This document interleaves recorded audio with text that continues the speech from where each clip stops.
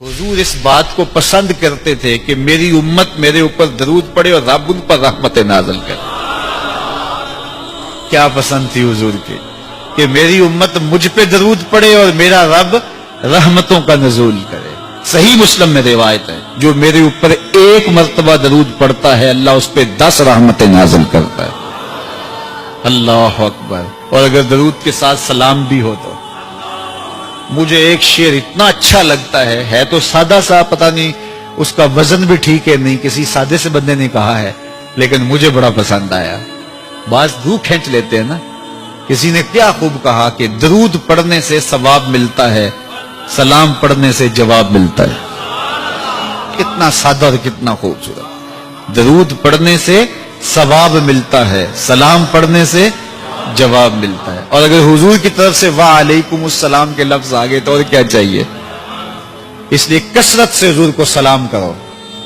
यार आप गली से बाजार से गुजरते हो तो कोई लड़का, कोई बुजुर्ग, कोई शख्स आपको रोज सलाम करे तो एक दिन आप पूछते हैं ना ये कौन है, रोज ही सलाम करता है, ये किसका बेटा है, ये रोज सलाम करता है। फिर किस दिन आप रोक के पूछेंगे पुत्र किसके पुत्र हो, इतने अच्छे हो कि रोज सलाम करते हो। तो एक दिन हुजूर भी पूछेंगे ना ये किसका पुत्र है, ये किसका बेटा है, ये रोज मुझे सलाम करता है। तो फिर हुजूर से तारुफ हो जाएगा। इसलिए हुजूर को सलाम किया करो। हजरत अबू दरदा रज़ियल्लाहु ताला अन्हु कहते हैं, मैं हुजूर की बारगाह में जब आका ने फरमाया ना कि जुमे के दिन कसरत के साथ मेरे पे दरूद पड़ा करो, तो मैंने अर्ज की हुजूर जब आप विसाल कर जाएंगे तब भी ये अमल जारी रखें। तो हुजूर ने फरमाया अल्लाह ने मिट्टी पे हराम कर दिया नबियों के जिस्मों को खाए। फनबीयुल्लाह हय्युन युरज़क, नबी कब्रों में जिंदा होते हैं और उन्हें रिज्क भी दिया जाता है।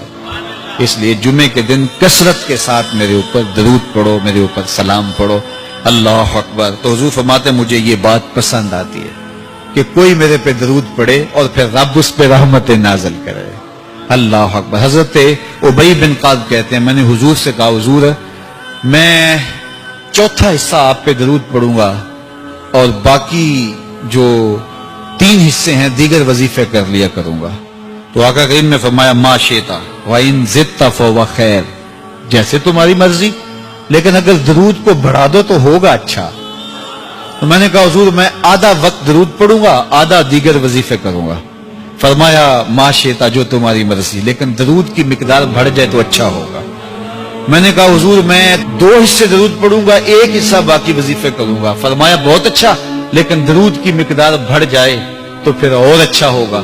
अर्ज की हुजूर मैं पढ़ूंगा ही दरूद, मैं सारा वक्त ही दरूद पढ़ूंगा। तो सुनो मेरे हुजूर ने क्या कहा, ये तिरमिज़ी की रिवायत है। हुजूर ने फरमाया फिर तेरे सारे दुख मिट जाएंगे, सारे गुनाह माफ कर दिए जाएंगे। तो इसलिए कसरत के साथ हुजूर पे दरूद पढ़े तो इससे हुजूर भी खुश होते हैं कि मेरे उम्मती पे रब की रहमतों का नज़ूल हो रहा है।